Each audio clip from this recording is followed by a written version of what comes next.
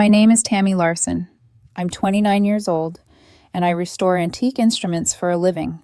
Old violins with split seams, cellos with fading varnish, wooden bodies that carry the ghosts of centuries. My ground floor workshop is the only place where life makes sense. The smell of resin, the slow scrape of a blade, the fragile precision of aged maple wood, all of it demands patience and a steady hand. I built my career on steadiness. Maybe that's why I tolerated Stephen Wright, my fiancé, far longer than logic allowed. He's 32, charming, in a reckless way, raised by a father who believes wealth is a substitute for accountability. Richard Wright, a real estate mogul who owns half the skyline, adored, presenting Stephen as his polished heir. And apparently I was the sensible woman who balanced Stephen's impulsiveness.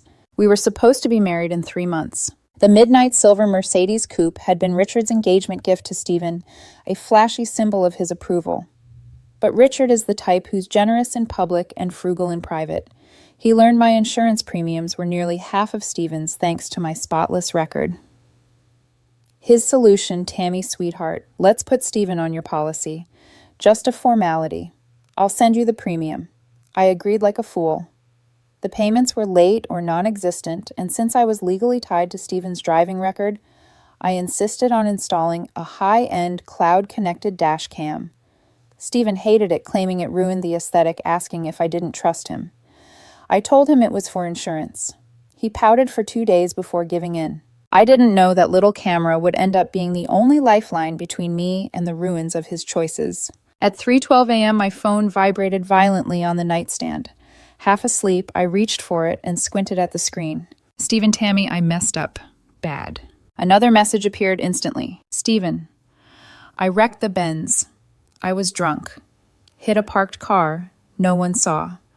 Come pick me up and tell the cops you were driving. Say I panicked and you came to help. I read it once, twice, a third time. The cold clarity of it hit me harder than the crash he was describing.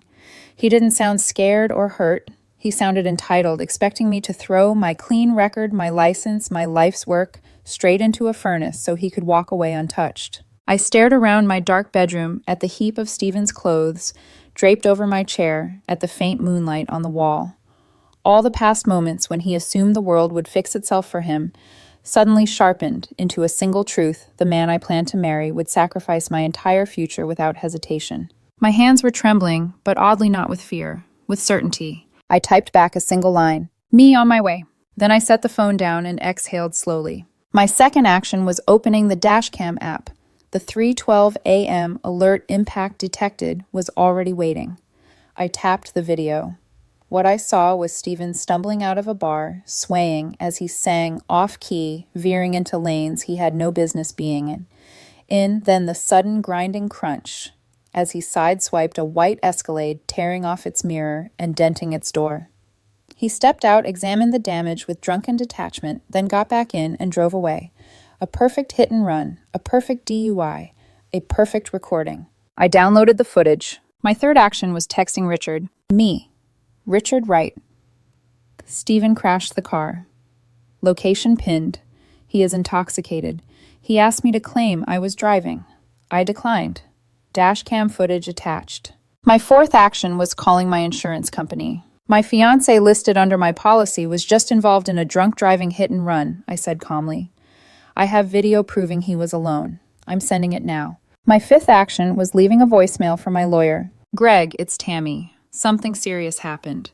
Stephen crashed the Mercedes and wants me to take the blame. His father will retaliate. I need help immediately. And then I didn't go. I sat alone in the dark living room, surrounded by the quiet remnants of our life. His shoes by the door, his cologne on the air, his watch catalog on the coffee table. My phone buzzed relentlessly. Stephen. Where are you? It's freezing. Tammy, get here now. Then, Stephen, my dad just called. What did you do? And finally, Stephen, you witch. What did you do? After that, nothing. Silence. Richard must have collected him. At 4:03 a.m., my phone rang again. Unknown number. I let it ring. It rang again immediately, and something inside me said, answer. Miss Larson, a cold, polished voice said, this is Julian Croft, counsel for the Wright family. We need to discuss your cooperation. That was the moment I realized I was either about to be crushed or I was about to save myself. Julian Croft spoke as if he were used to people folding the moment he said their name. Mr. Wright wishes to resolve this quietly, he said. Stephen was frightened, irrational. Your actions escalated the situation unnecessarily. He asked me to lie to the police, I answered.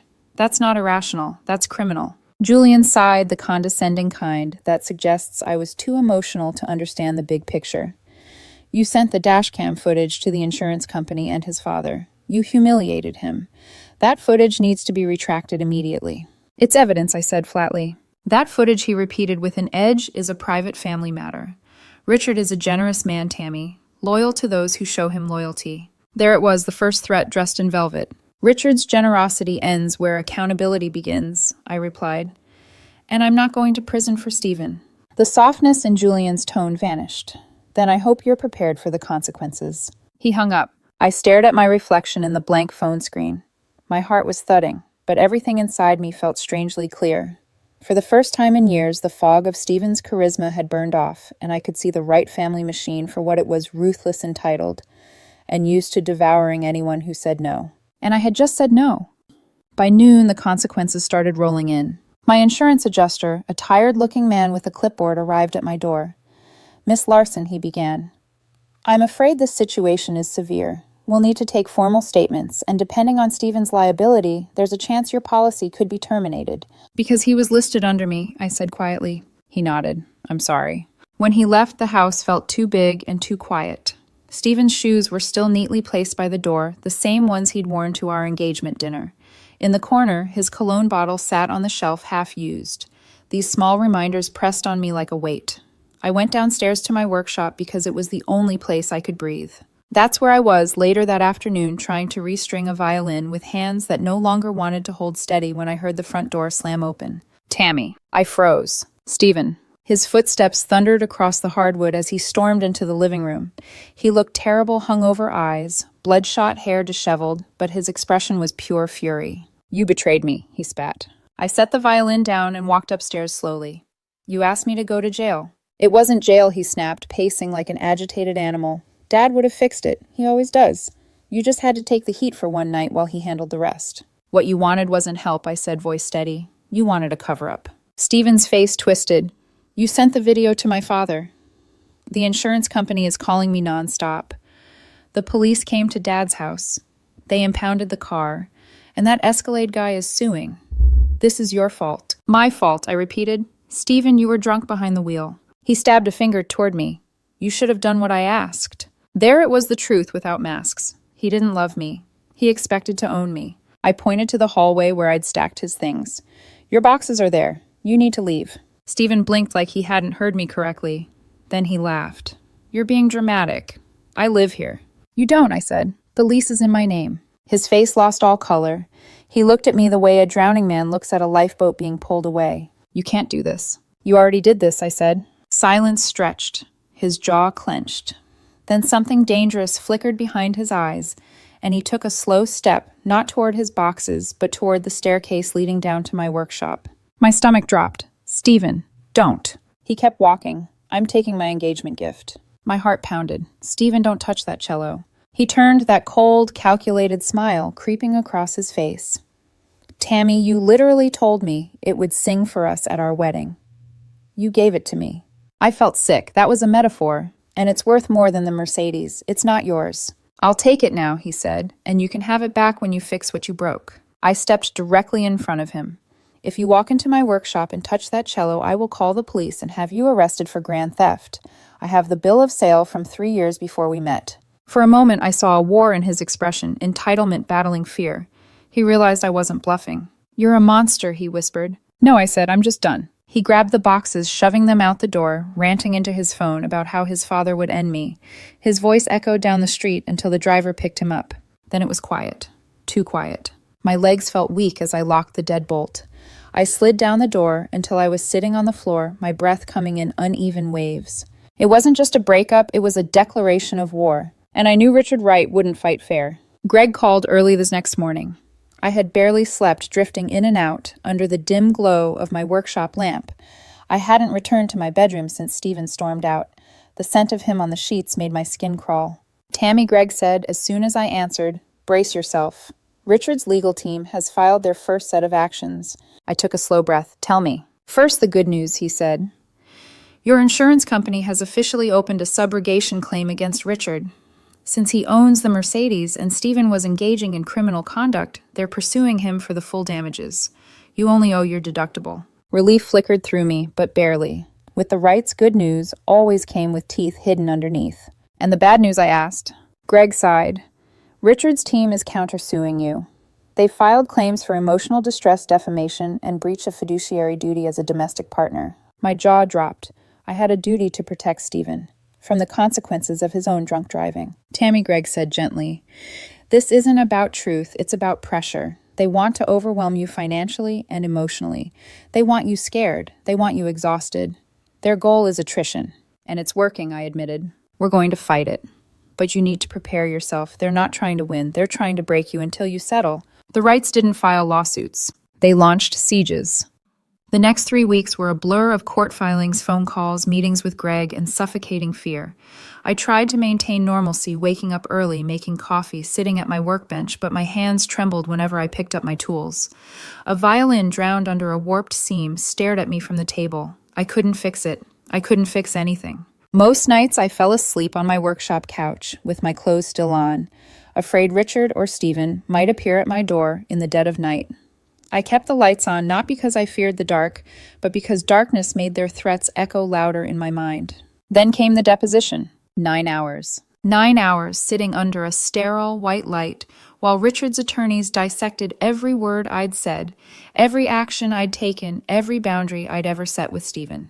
"Isn't it true," one attorney said, leaning forward, "that you insisted Stephen be added to your insurance policy?" "No," I said. "Richard requested." "So you admit Richard was managing Stephen's financial affairs because he was fragile?" "That's not what I said." "Isn't it true the dash cam was installed to monitor Stephen's behavior?" "It was installed to protect me legally." "So you monitored him." "I protected my property." The man clicked his pen. "Do you consider yourself controlling Miss Larson?" "No." "Would you say Stephen feared your reactions? Is that why he was so distraught the night of the crash? Is that why he drank?" My lawyer objected, but the damage was already done. They weren't building a case. They were building a story. A story where Stephen was the tragic victim, and I was the cold, controlling fiancé who pushed him into a reckless spiral. The mental gymnastics would have been laughable if they weren't so viciously effective. By the end, I felt hollow, scraped clean by hours of deliberate humiliation.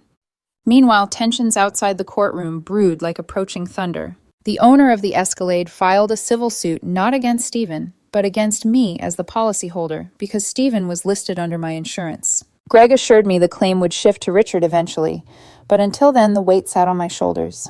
I answered every call with dread, waiting for the next blow. Then the police got involved again. Not because someone wanted justice, but because the publicity was too loud to ignore. Rumors spread online about the Wright family receiving special treatment after Stephen fled the crash scene. Headlines talked about corruption, favoritism, and a rich kid avoiding consequences. The district attorney, facing a tough re-election campaign, pulled the case out of the shadows. Stephen was formally charged with DUI, hit and run, and reckless endangerment. The news made my stomach lurch. Not because I pitied him, even though part of me still did, but because I knew Richard would blame me for everything. Greg arrived at my workshop that night with a folder so thick it looked like it might burst. His voice was grim. "Tammy, this is a good development legally, but it's going to escalate things. Richard is furious." "I figured," I said, staring at the cello across the room. Greg followed my gaze. "You staying down here every night?" "For now." He nodded. "Stephen might be charged, but Richard still has resources. He's not finished." That was the part that terrified me. The legal system wasn't even the real battlefield. Richard Wright was. One night, as the rain drummed against the windows, I tried to sleep, but kept jolting awake. Every sound felt dangerous. A car door closing. Footsteps outside, a shadow passing by the blinds. Finally, I gave up and sat at my workbench. The cello sat there, still resting in its cradle, half restored, waiting for my touch. Staring at it, I felt the first fragile flicker of strength. My life was being crushed from every angle. But this cello, this symbol of my craft, my patience, my identity, was still here. They hadn't taken it. Not yet.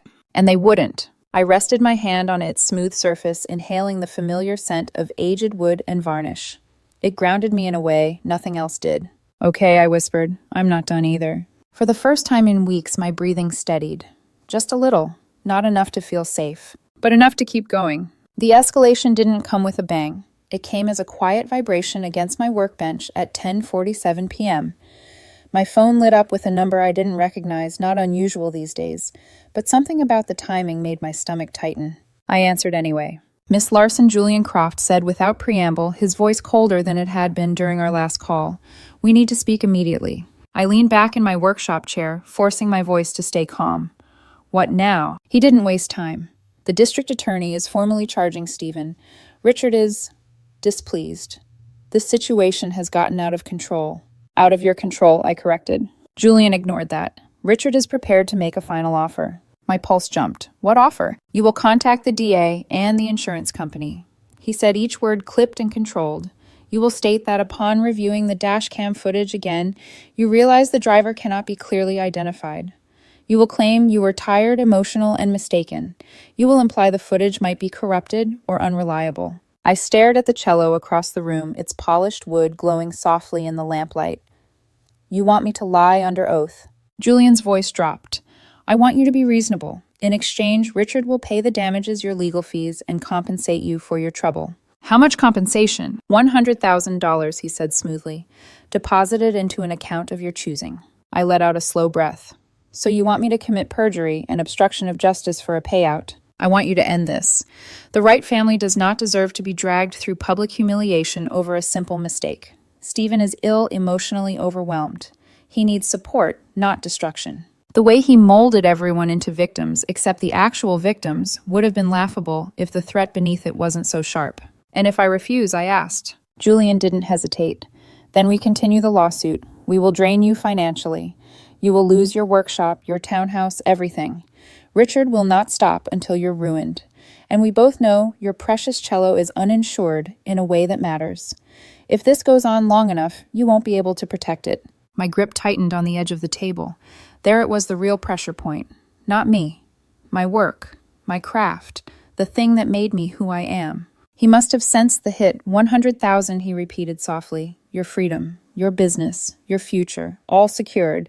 You simply have to acknowledge you made a mistake. Accidents happen. I forced my voice to stay even. I'll think about it. You have 24 hours, Julian said before hanging up. For a moment, I just sat there, my heart pounding so loudly it drowned out everything else. I rested my head on my hands, breathing slowly.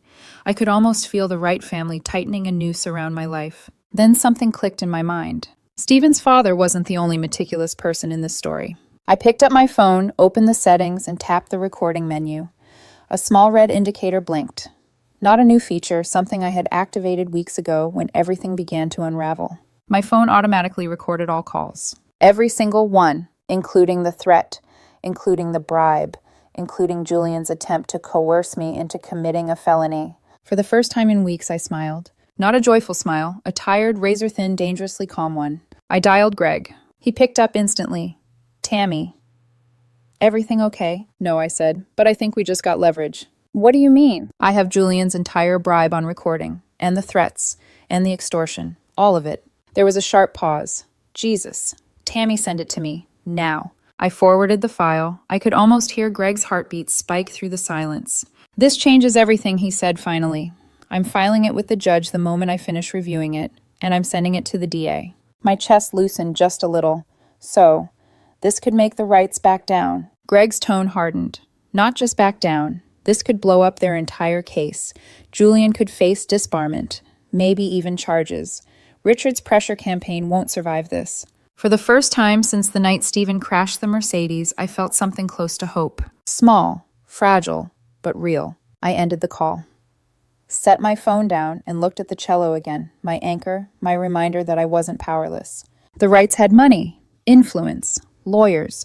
But I had truth, I had evidence, and now finally I had a weapon of my own. Greg worked faster than I had ever seen him move. By sunrise, he had already filed an emergency motion with the court attaching the full audio recording of Julian's threats, bribe, and coercion. He also delivered a copy directly to the district attorney's office. I didn't hear from Julian. Not a call, not a text, not even one of his signature condescending emails. Silence, when it came from men like him, wasn't peace. It was fear. By noon, the legal world surrounding the rights began shaking like a struck tuning fork. Greg arrived at my workshop carrying 2 folders, one heavy one, almost empty. "Bad news first," he said, though the faint smile on his face told me it wasn't actually bad news. Julian Croft is under an emergency investigation by the state bar. They suspended him pending review.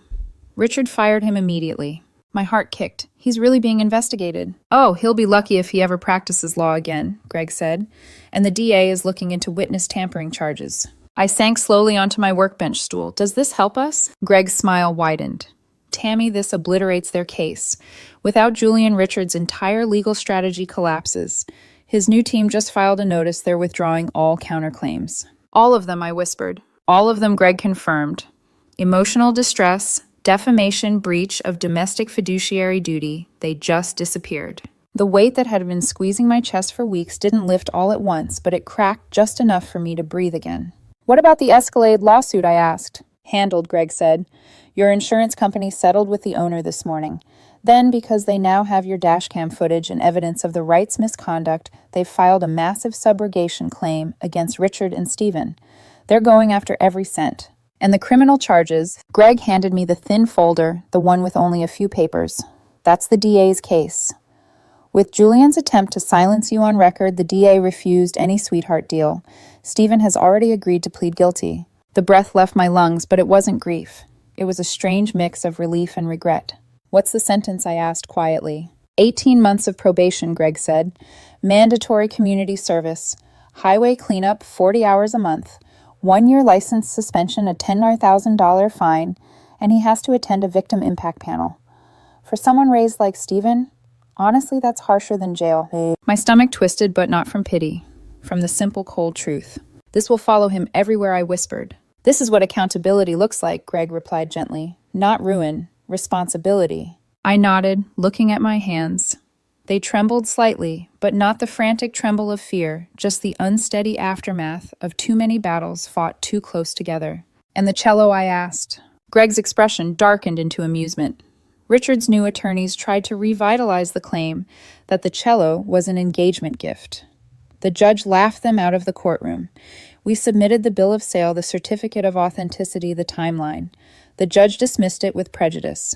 A laugh escaped me, small, breathy, barely held together. "So it's over." "Tammy," Greg said, "legally, yes. Emotionally, that's your journey. But the war Richard started is over." I sat back on my stool, letting the words settle. The workshop seemed brighter. The cello's varnished surface caught the light in a warm amber glow, as if acknowledging the moment. I wasn't out of the woods. I still had legal bills, emotional scars, and a house filled with memories I didn't want anymore. And I still jumped at shadows in the hallway, expecting the rights to materialize like ghosts. But they were gone. The power they held over me gone. The fear they fed off gone. For the first time in months, I felt like the version of myself I had almost forgotten, steady, careful, meticulous. A woman who built things, not one who let others break her. Greg gathered his things and paused at the door. "Tammy, I don't say this often, but you handled all of this with more strength than most clients I've met. Don't let anyone, especially yourself, tell you otherwise." After he left, I sank into my workshop chair again. Outside, the world continued, cars, passing people, walking, the steady hum of the city. Normal, simple, unaffected. I wasn't that version of normal anymore. But maybe I didn't need to be. I reached out and gently touched the cello's smooth curve. For the first time in months, my hand didn't shake. It rested there steady and certain, like something inside me had finally realigned. In the 4 months that followed, my life didn't snap back to normal. It unfolded slowly, unevenly, like a bruised muscle regaining strength. The nights where the hardest shadows felt longer than they used to, and the silence inside the townhouse sometimes pressed against my chest like a weight. But every week, every small victory, every quiet morning in the workshop helped me rebuild the parts of myself Stephen and the Wright family had tried to erode. The legal bills weren't small. Greg discounted everything he could after the recording changed the entire case, but lawyers don't work for free, and the Wright family's early assaults had left deep dents in my finances. I spent 2 days debating whether to sell the engagement ring Stephen gave me. It had cost him nothing. Richard paid for it like everything else in his life, but the emotional cost of keeping it was too high. I listed it, sold it within a week, and used the money to finish the last of the bills. It felt symbolic, not revenge, just closure. I found a new insurance policy, extremely expensive thanks to the mess Stephen left behind, but it was mine. My policy, my responsibility, my clean slate. Every so often, someone would mention the Wright family in the news, another development project, another property acquisition, but the tone had shifted. Their name wasn't untouchable anymore. Julian's disbarment hearing became public record. Richard withdrew from 3 major deals after the scandal. Their shine dimmed just enough to remind me that even powerful families aren't invincible. And Stephen, I heard bits and pieces. He was doing highway cleanup on the outskirts of town, wearing a bright orange vest, his hair pulled back in resignation. The irony wasn't lost on me. He used to insult people who did manual, humiliating work, and now he had to do it under the watchful eyes of passing drivers. Someone told me his mother had to drive him to his service shifts because of the license suspension. I didn't smile when I heard it. Not out of cruelty. It just felt like gravity. Nothing more, nothing less. Actions and consequences falling into place. But behind all of that noise, my life slowly grew quiet again. Late one evening, I stood in my workshop staring at the nearly finished cello, the same one Stephen tried to claim as his own. Its varnish glowed a rich amber under the lamp, the wood warm under my fingertips. I had sanded every curve, polished every ridge, and rebuilt it piece by piece. In a strange way, restoring it felt like restoring myself. I placed the bow gently on fresh strings. The first note was low, resonant, and impossibly full. It vibrated through my chest like a heartbeat. The second note followed, then a slow progression that filled the room with something I hadn't felt in months, peace. For a moment I just stood there, bow hovering midair, listening to the sound fade. My hand was steady, completely steady. And that was when I realized something important: the Wrights hadn't broken me. They had simply stripped away an illusion I had been clinging to, that love meant sacrifice at any cost, that loyalty meant surrender, that stability meant tolerating someone else's chaos. The truth was much simpler. Love doesn't ask you to destroy yourself. Loyalty isn't measured by silence. And steadiness. Steadiness is something I create, not something someone else can take. The next morning, I finally slept in my actual bed again. The room felt different, not haunted by Stephen's absence, but reclaimed by my presence. I opened the window, let fresh air in, and watched the sun brighten the walls. The cello waited for me downstairs, my tools waited, my life waited. I was ready now. I had been afraid that standing up to the Wrights would shatter everything, but instead, it